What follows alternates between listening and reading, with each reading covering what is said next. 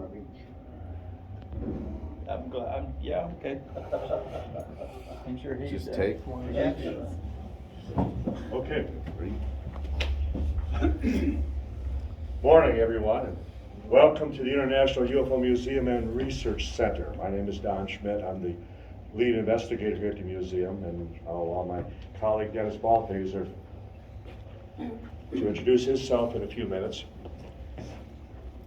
Give you a little background. I was a special investigator for late Dr. Jalen Hynek, who was a consultant to the Air Force Project Blue Book. And then he founded the Center for UFO Studies in Chicago, where I served as Director of Special Investigations. I was on his board of directors for 10 years, and I was a skeptic. And the one case we wanted to go after was Roswell. We were so convinced we'd make a single weekend jaunt down to New Mexico here and prove that it was nothing more than a weather balloon or something just as conventional. And here we are today. So with that, I'll allow Dennis to say a few words, and then we'll quickly get started. My background continues to evolve. I had 3 years in the Army, 33 years in Texas with the Highway Department, civil engineering, building roads and bridges.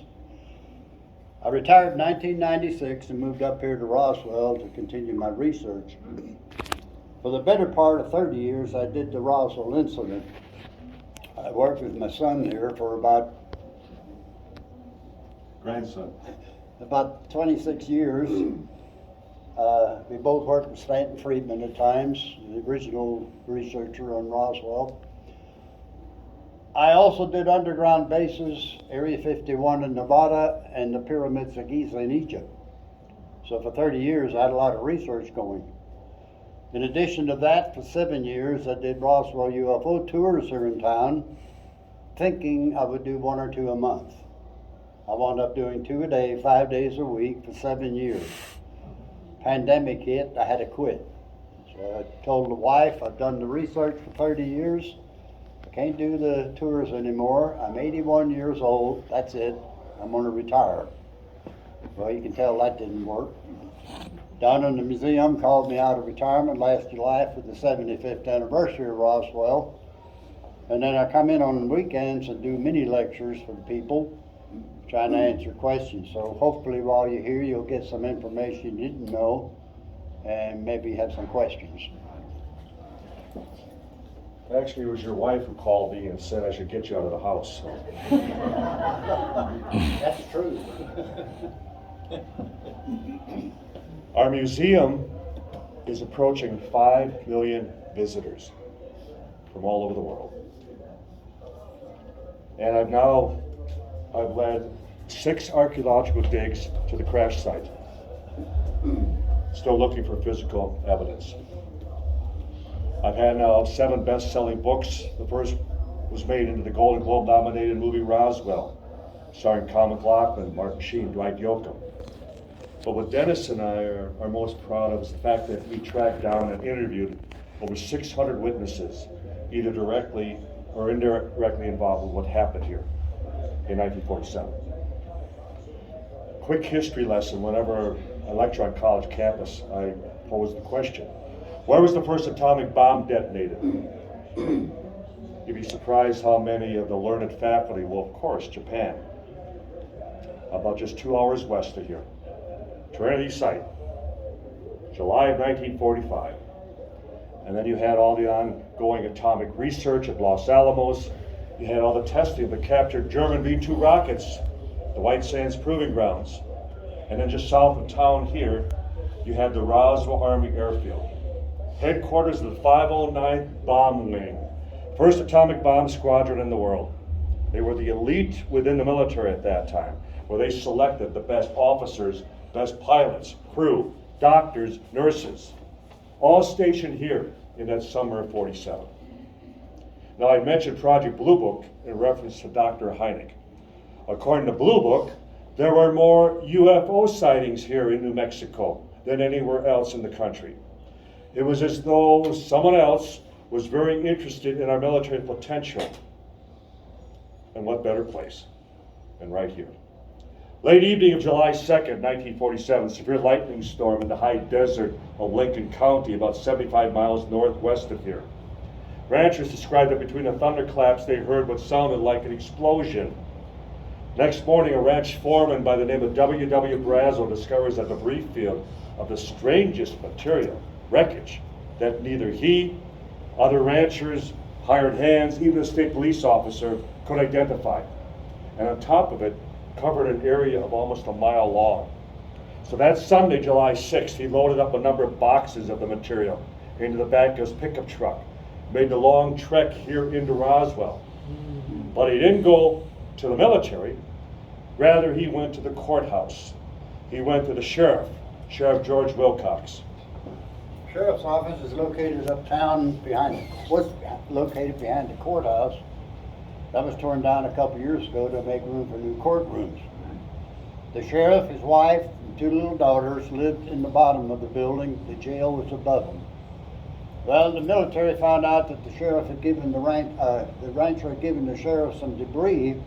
They came out the next day. They took the debris from the sheriff, took the two little daughters aside, and said, "If your mom and dad ever talk about this, you'll never see them again."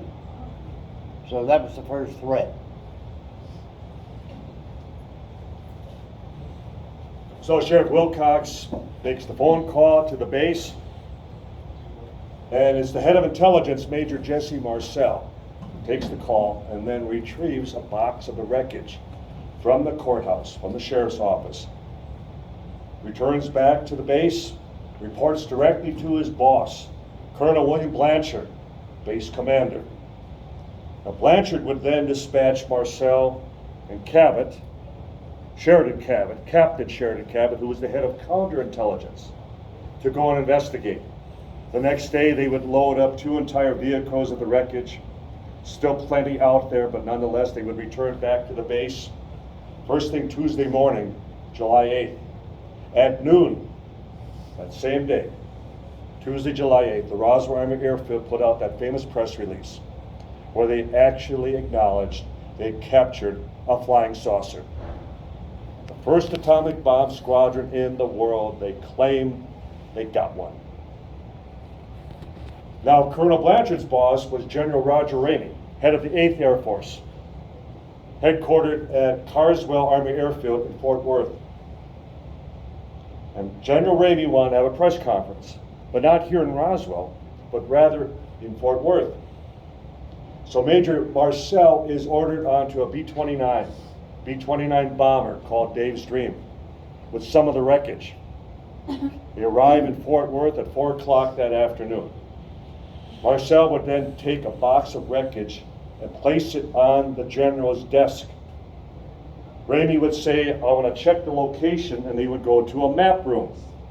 When they would return, Marcel is shocked to see that the wreckage is gone. It's been removed from the office. In its place, on the floor, scattered in front of the desk, is a rotting pile of neoprene rubber balloon and a shredded radar reflector kite of foil, wooden sticks, string, and tape. Off-the-shelf material which any 5-year-old child would be able to identify. And there's a hallway of reporters waiting to see the pieces of the flying saucer. Now, aren't they in for a surprise? And they're in for a bigger surprise because they're not going to be allowed into the room, except for a lone reporter. Talk about press conference. One reporter by the name of James Bond Johnson of the Fort Worth Star-Telegram. I had the opportunity to interview James Bond Johnson 3 times. I have no doubt that he took the pictures. But the first time he didn't know much about Roswell. The second time he knew a little more. The third time he knew quite a bit. And that's something us researchers have to go through. Sometimes you get a witness that'll embellish his involvement. But he did take the pictures. And there's 2 pictures of Major Marcel out here on the wall with that weather balloon. When you go out there, look at those pictures. Look at the expression on his face. He does not want to be in those pictures. There's 2 pictures of General Ramey and Colonel DeBose also, taken in Fort Worth. Ramey's holding a piece of paper in his hand. But what he didn't realize back then was the print is facing a camera. And years later, with computers, we're starting to read what's on that piece of paper. And some of the words are victims of the wreck. Weather balloons didn't have victims. So Marcel is sworn to secrecy. He's ordered not to say a word to any of the reporters in the hallway, not even to speak of this once he returns back to his wife, back in Roswell. He's kept overnight, not allowed to fly back here till the next evening. But he's assured that the truth will all come out someday, that he'll be vindicated, be a hero, be exonerated, just to be a good soldier. So he waits a year, 5 years, 10 years, 15 years after the incident. Just be a good soldier, Marcel. The truth will all come out. He waits 20 years. 25 years, he's starting to have a little doubt. 30 years after the incident, he's diagnosed with terminal emphysema. And he realizes they're never coming out with the truth. But he does. He goes public. And in reference to the wreckage, which again he held in his very hands, he made the following public statement, quote, "Being familiar with all materials, both foreign and domestic, this was nothing made on this earth," end quote. You don't get any more direct than that. And then all the other officers and all the other servicemen and all the other civilians involved all testified to the nature, the true descriptions of the wreckage recovered, wreckage which they also held in their hands. And they all described it unanimously. They all described it as follows. Paper thin, metal-like material, practically weightless in your hands. You couldn't cut it, you couldn't burn it, even a bullet wouldn't penetrate it. Engineers at the base describe how they took a 16-pound sledgehammer. Next time you're at a Home Depot, you're at a hardware store, pick up a 16-pound hammer. You'll go through your car like tissue paper.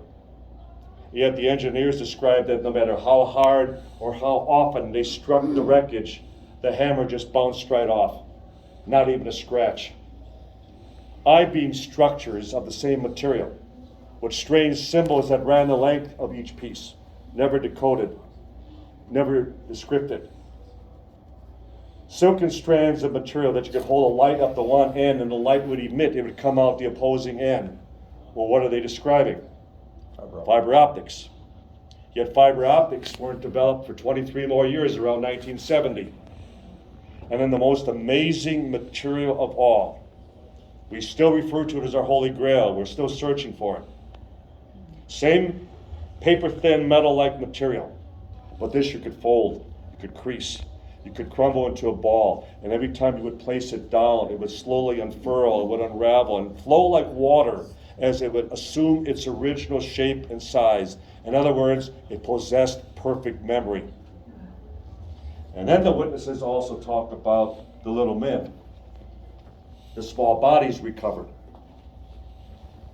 And as one of the personnel from 1947 was asked by CBS 48 Hours' Phil Jones, "Well, how do you know they weren't from here?" To which he responded, "They sure weren't from Texas." Now, we have over 600 witnesses to the very first explanation, the flying saucer. The government has 0 to the weather balloon with a radar reflector kite. In September of 1994, Colonel Richard Weaver had a press conference at the Pentagon, and they came up with their third, though he presented it as a theory. Same balloon, same materials, but that it was part of a top secret project at that time, a Russian spy balloon called Project Mogul. But again, same materials. Explanation number 3. And the fourth explanation was to address the growing number of witnesses to the bodies recovered. And that explanation is hanging right outside the room here. And his name is Harold. I heard about the crash test dummies 2 weeks before the 50th anniversary in '97. I knew they used them in White Sands to check parachutes, speed sled before they used humans. So I called down to the Space Museum at Alamogordo. I knew they had some down there. I said, "Can I get one of the crash test dummies for our museum?" "Sure, we have several. Come get one." So I took my pickup truck down to Alamogordo. I went to the Space Museum. I got the crash test dummy, put him in the passenger seat, strapped him in, and put a Dallas cowboy hat on him. Got a lot of strange looks coming up here. When I got to the museum, I realized the police department is directly behind us. If anybody sees me carrying his body in, I'm going to jail.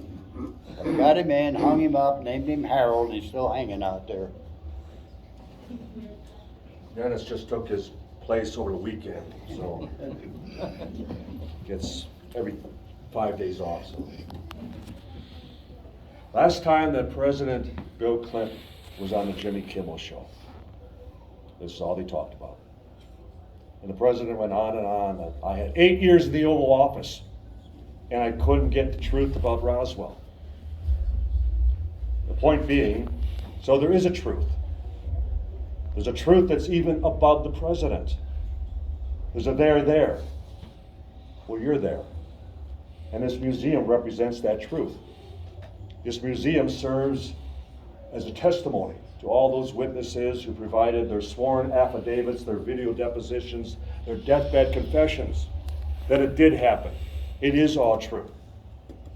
It preserves the historic event itself. And that's why this museum is unique. It's special. Nothing else like it in the world. Because for what it represents, if it did indeed happen, if it's a secret so big that they can't even tell the president about it, you're talking the biggest story of the millennium. Now we would ask you also to check out our library. It's to the left from the front entrance where you came in. Second largest UFO library in the world. Now, who would you guess has the largest? The Vatican. Vatican has the largest UFO library in the world. They had a few years head start on us. And adjoining that is our research center. Over 100,000 case reports from all over the world. Now, I do not live here as Dennis does. I head back to Wisconsin tomorrow. I get down here 4, 5, 6 times a year, depending on the work. But we love doing these mini lectures. Dennis does these each Friday and Saturday throughout the year. And so, if you want to do further research, further reading, are interested in just having more information on something, again, that potentially is that big. We have our DVDs, our books, in the gift shop, and we can sign them if you'd like. If you have any questions or comments, we'll also take those up front here. With that, we thank you for being here. Please check out the additional material. There's even more in the gift shop if you'd be interested. Once again, thank you for coming to the International UFO Museum and Research Center. Thank you.